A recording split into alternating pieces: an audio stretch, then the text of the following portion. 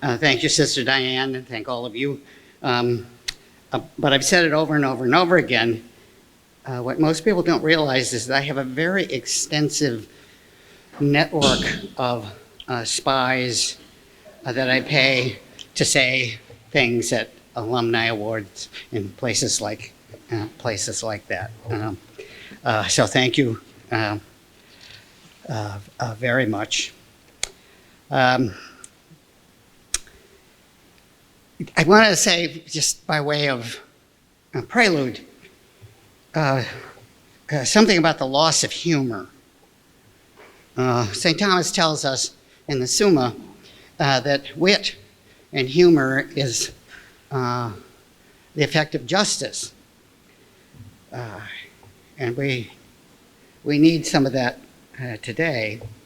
But I want to warn you, I forgot my cards. I usually have a card that says joke or irony or for today sarcasm, but I forgot them. All right.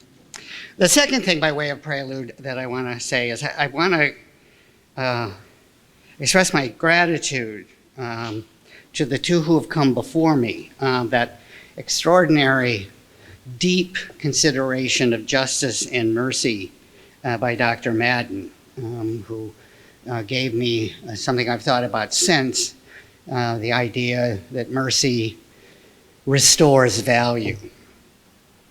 And then second, that brilliant flash of light in this room a couple weeks ago, where Dr. Glaser set out a warning about what censorship means as a possible threat to a well-ordered society. So I thank both of you and hope that I can, like you, to go set a watchman, as Scripture would have it. So now I'll tell you a story about a Jesuit and his scholastic. Now again, I have to apologize to many of you because you've heard this. I'm really, really old and I'm running out of stories and I get this. So if you've heard this before, I'm sorry. But there's an old Jesuit who taught, and Jesuit scholastic, that is the last part of the 13-year process by which Jesuits become Jesuits, was teaching with him, and he knew that the old Jesuit was giving the same test every term. Every question was exactly the same question, term after term. So he thought in conscience he had to say something. And so he said, Father, you know, I'm really worried that you're giving the same questions over and over and over again. And the priest said with great wisdom, don't worry, my son, I changed the answers. I'm going to change some answers today. In 2018, I gave a lecture on justice for the Center for Dominican Studies, in which I set out to try to explain, both to myself and to those people who wanted to hear, what justice meant. And as in all most academic treatises, it was very general. And since then, I've continued to study this issue. But the title of today's lecture is Justice Even Possible? I'm beginning to think that the answer is no, and I'm going to try to explain why I've come to that tentative conclusion. Why is it that we understand the idea of justice? Is it so absent from the reality of the lives we live and the world in which we live them? Are we, in the face of that question, forced to change our answers about the possibility of justice in our world? And I'm going to try to do that by doing two things. First, I'm going to reiterate the definition of justice. The beginning of all wisdom is to name things correctly. You begin with a definition.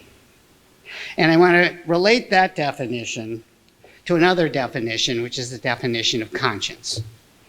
And I want to bring those two together. And I'm going to do that in a second by telling a story about how justice goes cold and conscience grows silent. So, what is justice? My students have heard this probably till they're sick, but justice is a right relationship we have with ourselves, with others, and with God. Now, I usually get a lot of traction out of the first two, but the last one, people get a little, wait a minute. And I'm going to address that anon. So, right relationship. Not relationship, but right relationship, which presumes that you've got things right. What might it look like? What might these relationships look like? Well, to understand that, you have to understand the complexity of the very notion of justice itself. And I'm going to simplify it. And those of you who are out there waiting with your academic daggers, well, I'll talk to you later. But I'm going to simplify it for the purposes of this address. We can see justice in three ways. One as arithmetic, that is a one-for-one exchange. A balance, the balance of the lady with the scales. That's the traditional image that most people have of justice. I borrowed $10 from you, I owe it back on the day we agreed, if we decided on interest, one-for-one balance. Second perspective on justice is what I'm calling here communicative. That is sometimes retributive, sometimes restorative. That is when we talk about the criminal justice system or the civil legal system, we're talking about an order in society. Justice is a way of ordering society. And then the third is what we think of as distributive justice. That is the distribution of the goods and services and rewards and punishments within a society. What we mean by social justice. We throw that term around often without ever thinking about what it might entail. And it's that perspective on justice that leads us to the consideration of peace. Peace within ourselves and within our society. So justice has to do with balance, order, and peace. These are the effects of this virtue that we call justice. So far, so good. I won't have to change these answers yet. But what is justice itself? In our tradition, we say that justice is one of four cardinal virtues: temperance, courage, justice, prudence. And it's on the basis of those four cardinal virtues, the Latin cardinal is a hinge. It's on the basis of all of those four that all other virtues depend. So, for example, the virtue of humor, of wit. It's derived from the virtue of justice. So we have that in terms of our understanding of what right relationships look like in ourselves, in others, and with our God. So we're talking then about the structure, the moral and the intellectual structure of the human character. So it's about knowing how to do something, and it's about doing that something. So all of those four are essential to the development of a decent human moral and intellectual character.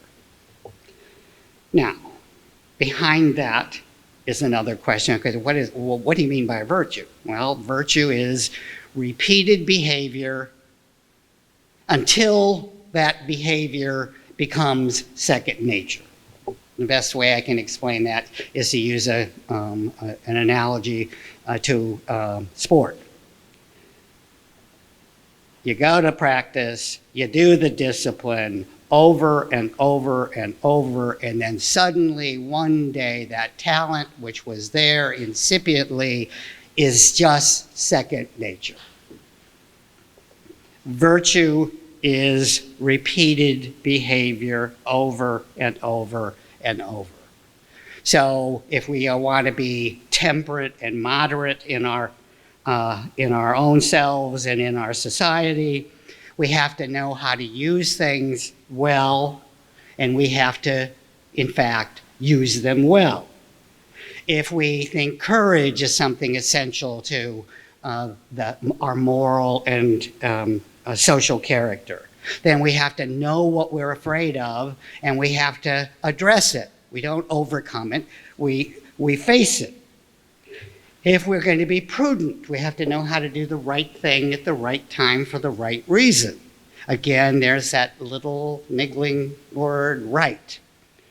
Look up the Latin word jus, sometimes J-U-S, classically I-U-S.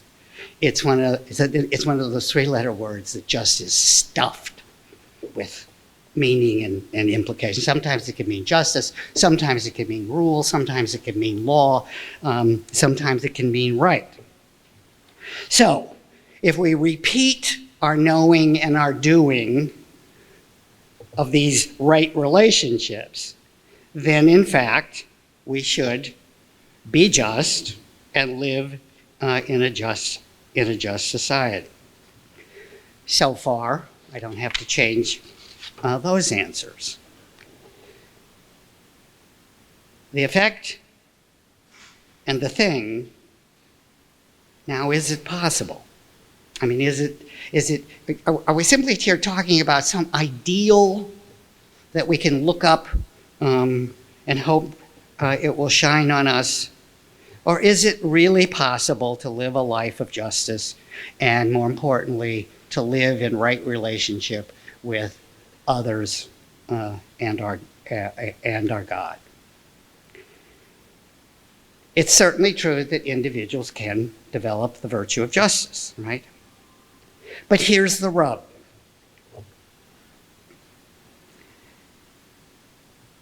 We live in a world that is rarely manifests virtue, especially the virtue of justice. And so the question is, why might that be so? Now again, I could spend a whole term on dealing with the question of what does it mean to be human? What is human nature? Why is it such that bad things happen to good people, or that good people live in unjust societies? That there are multiple things that we have to know and speak and learn about in order to address that. But what I want to ask here about the possibility of justice is related to the issue of conscience. Now, in deference to the technological world in which I teach, I have prepared a handout. So you all pick up the handout now and look at it. Yeah. And it's the Disney version of the story of Pinocchio, right? And there's Pinocchio, and Jiminy Cricket is sitting on his shoe. And then in the darker version, I didn't do it darker on purpose, but it does make my point. On the shoulder is that little devil, not Jiminy, but the bad guy. Now, I don't know whether you know the story of Pinocchio, but when Jiminy is sitting on his foot, Pinocchio is warming his feet on a fire, and his feet burn up, and Jiminy dies. Right? It's the end. Right? So, what the hell does this have to do with anything? Well, it has to do with the proposition that just as may be so rare as to be impossible because it depends on the notion of conscience. Now here we come to another one of those huge issues or sets of issues. What does it mean to have a conscience? There's a false assumption that we're born with consciences. You're not born with a conscience. You're born with the faculty to develop one. You're born with the ability to inform your conscience, which is why family and neighborhood and school and church and society in general are so important, because it's within those societies that conscience is developed. So the question then comes to be, how do we ensure a right relationship? How do we know from a well-formed conscience what is in fact right and what is in fact wrong? So, here's the problem. One of the principles of a well-formed conscience is that all conscience must be free. Even a bad conscience may not be forced. Every conscience, whether it's about what's right or about what's wrong, no one pursues evil. No one pursues what's wrong. Even people who are wrong think they're pursuing something that's right. So, if a well-formed conscience must respect and allow an ill-formed conscience, then it seems to me that we're confronted with a serious paradox.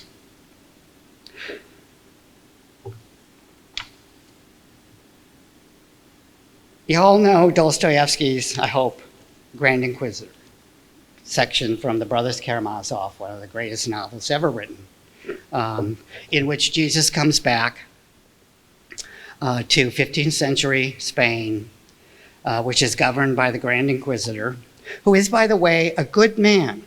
He wears a hair shirt, all right? He fasts, all right?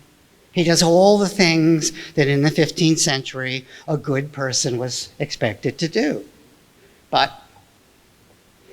he doesn't like this Jesus showing up, because this Jesus was about having a conscience, and he was about not taking the burden of conscience away from people. And so the Inquisitor says that Jesus got it wrong.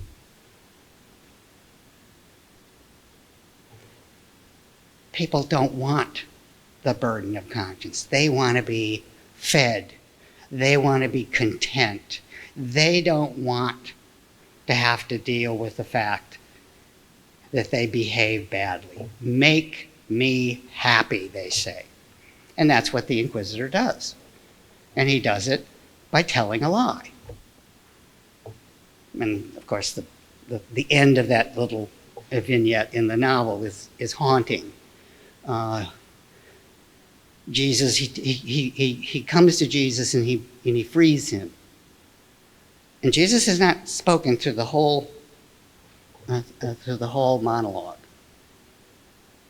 And Jesus kisses the Grand Inquisitor. And the line is, and the kiss glowed in his heart, but the old man adhered to his ideas. Right? That's the problem of conscience. If we're going to respect the freedom to have an ill-formed or even a bad conscience. So, do we want to live in a world of a Grand Inquisitor who takes from us the very possibility of coming to understand what right and wrong is? And I don't think we do. I think the history of the 20th and the 21st century is riddled with good people trying to make other people good. So then we're confronted with the other half of that paradox and is living in a world that is redeemed but not yet.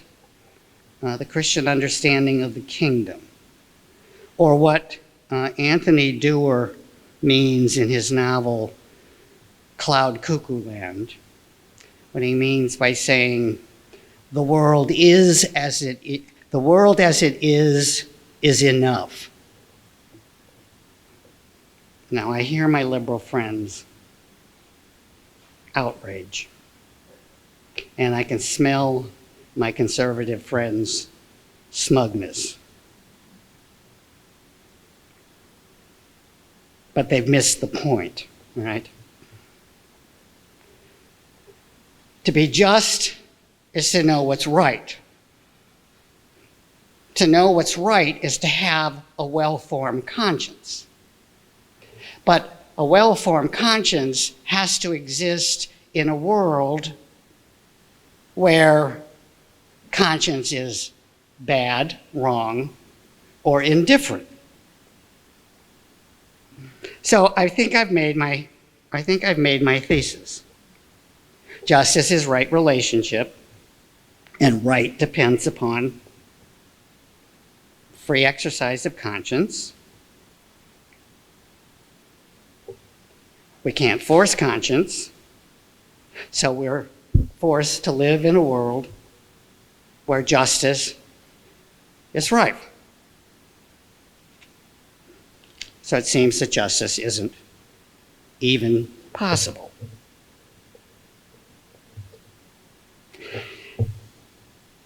But I'm not finished. You see the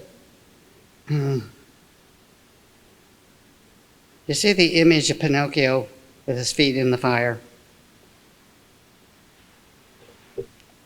He gets his feet.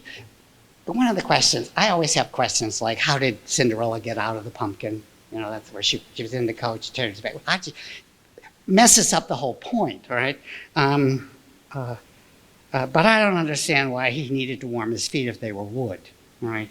I could believe that Geppetto did, in fact, give him new feet, all right? But he couldn't resurrect Jiminy. But I don't think Jiminy was so dead as he went silent. And that's where I'm going to tell you our story. Now, one of the things that people like me do when they talk about things like justice and conscience is that we talk in great generalities. And that's because we're basically worrying about theories, that is, what ifs.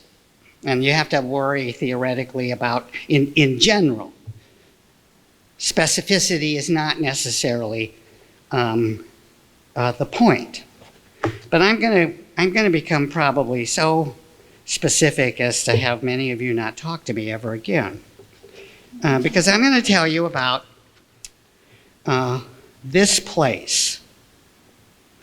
And the point of the story is about how conscience goes cold and silent. One part of the story is about a former faculty member and his relationship with himself. Second part of the story is about Ohio Dominican as a community and its commitment to what the Holy Father has condemned as the technocratic paradigm. And then the last, which is probably going to blow your heads up, has to do with the notion of God and spirituality and Santa Claus. So, easy part. Once upon a time, not so long ago, we had a member of the faculty. We'll call him Deacon Ezekiel. He's now no longer with us. And he was charitably one of the most arrogant human beings I have ever met in my life. All right? And that's not unusual with academics. You kind of go to school knowing that. But he taught history.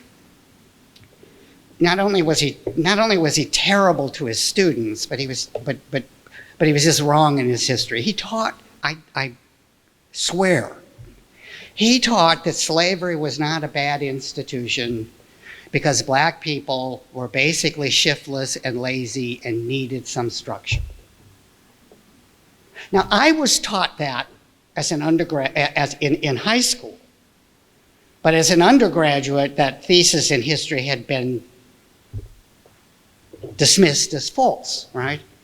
But he taught it year after year after year, and nothing we did could ever get him to stop. Students complain. Carstens' second law. Whenever there's a conflict between a faculty member and the student always suffers. They didn't understand what I said. Right? I'm the authority. They don't have any basis in fact.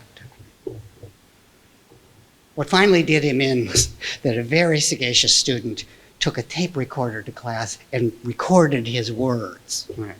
And then he couldn't deny it. He wasn't a bad man. He just was not in right relationship with himself.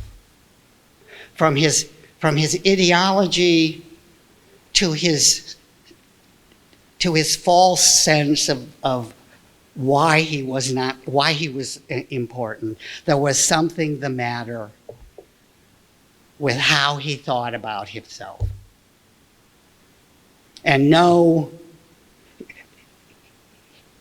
he wouldn't open. I don't think I ever heard him tell a joke, ever, right? I don't think I ever saw him laugh, right? And all you can do is, sometimes all you can do is pray. But there's a local example. It took 35 years to get him gone. Because the conscience of the other people on this campus never would take the steps because it would involve too much conflict.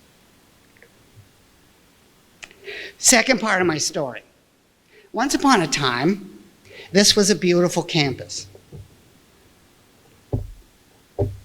Over 10 species of grass grew. There was at least one representative of every species of tree and bush that grew in Ohio. The great copper beeches on either side of the main entrance into extraordinary, cut down, not because an arborist had been consulted, but because the food service said, the maintenance department said that they were sick. I stood there on a Saturday morning and watched them cut those down, and there was absolutely no rot in any of those trees. Why were they cut down? It's too hard to get off the lawnmower and do it by hand. Erskine itself, nationally recognized as one of the finest facades of Federalist architecture in the country.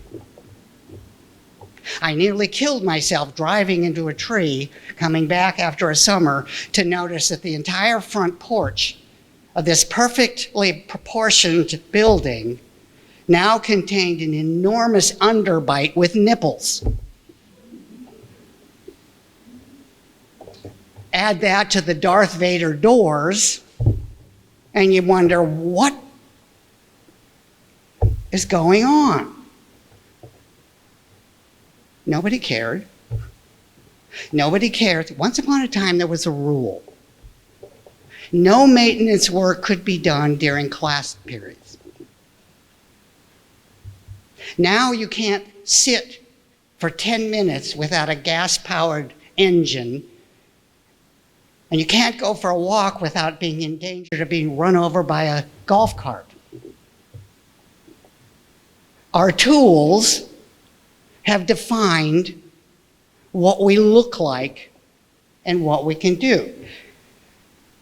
Almost always missed in any discussion of Laudato Si is the Holy Father's main point, that we have adopted the technocratic paradigm, a way of looking at the world that sees everything as a thing to be used and manipulated.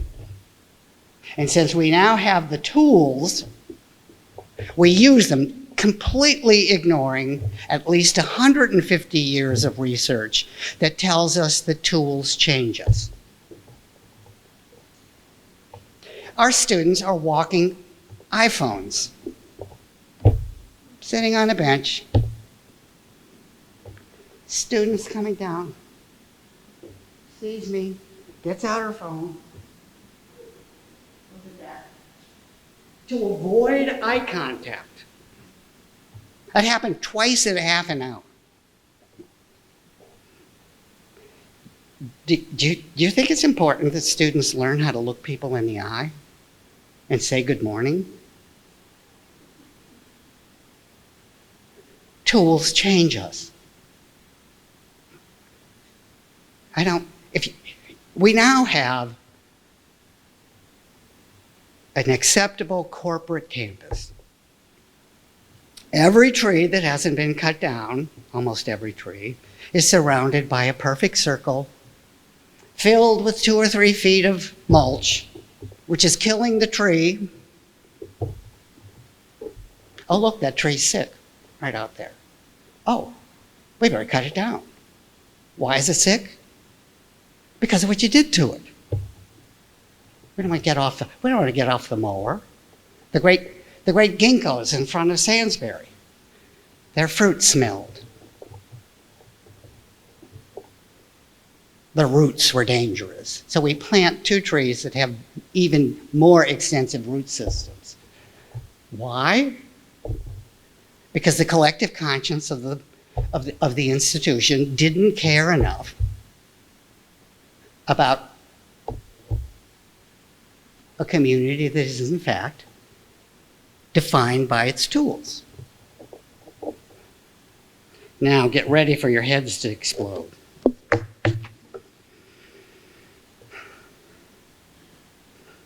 Deacon Ezekiel was not in right relationship with himself. I have watched us, in the matter of technology, not be in right relationship with others. I now live in a community that maintains that spirituality is enough because everyone knows there is no Santa Claus. Now, I want to be perfectly clear here. I am not talking against the integral investigation of every human heart into the mystery of God. The 2 great mysteries that confront us in our lives.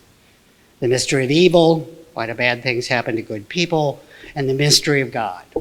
What might we be able to say about that mystery?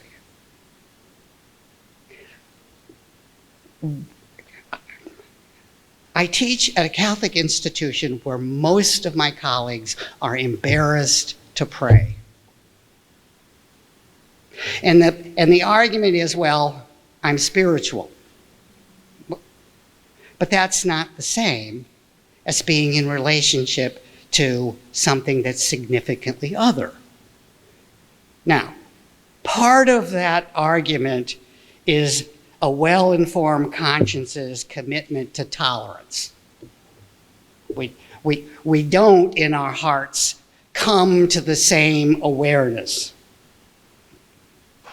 But when we denature God by simply making God into some miasmic spirit, this is a problem of Book 7 of the Confessions.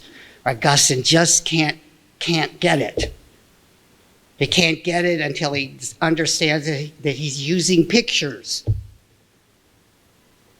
Of course, that guy who pounded on the window on Christmas Eve wasn't Santa Claus. It was my Uncle Dale. I could tell because he smelled like bourbon, right? But that doesn't mean there isn't a Santa Claus. Everybody should reject an image of God as Santa Claus. He keeps a list. He punishes us if we're not good. He gives us what we want. Everybody should get rid of that. But you don't get rid of it by getting rid of the reality. Because the reality is mystery. It doesn't make it any less real. So, the question of God is a question that should be disputed and discussed and debated. That's part of what a university is about. But you can't debate or dispute something that you do not realize as real. So when I talk about being in right relationship with God, I'm not talking about whether or not one is dogmatically the same as me. I am, however, talking about an attempt to get at something significantly other. Augustine's problem was that he had an image of God that he couldn't get rid of until finally he came to the brilliant insight that God is not a thing to be seen. God is the light by which we see all things. And after that intellectual problem is solved, he then goes to the moral question and finally to his conversion. So, what does the community's conscience say about the reality of God? We do require 2 theology courses. Okay, right? Is that enough? Is that enough to help us get in right relationship? I don't think so. So, have I irritated everybody enough? If justice isn't really possible, because we live in a world where ill-formed consciences are probably the majority, what then are we to do?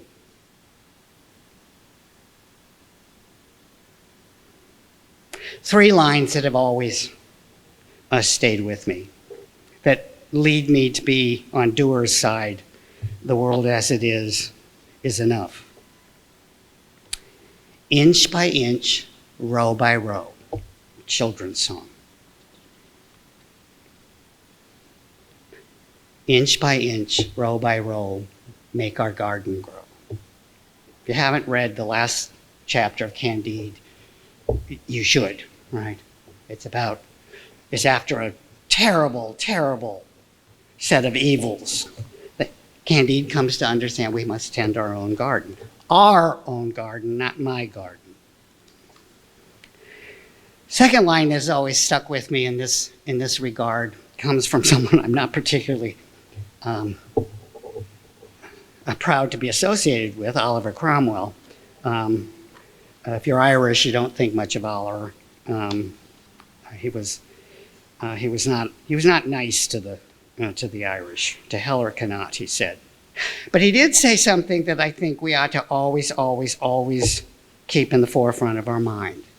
He's talking about the issue of infallibility. And he says, I beseech you in the bowels of Christ, think it possible you may be mistaken. I beseech you in the bowels of Christ, think it possible you may be mistaken. I tell my students that the mark of an liberally educated person is, I may be wrong. I might change my mind. I might change my answers. And then the third line that I think offers us some hope is a line from, again, St. Thomas. Peace is the effect of which love is the cause. if we can't always be just, if we can't always realize the tenets of justice, if we can't always get right, we can at least love. And that, of course, then takes us to the paradox of Jesus. He loved the sinner. It's a wonderful story. End of the world. They're wrapping everything up. Peter's closing the gates. He notices that Jesus is out there. She goes out and says, my Lord, everything's over. It's all done. You got to come in. He says, no, I'm waiting for Judas. And that, as Thomas once said in another setting, puts an end to the Manichaeans.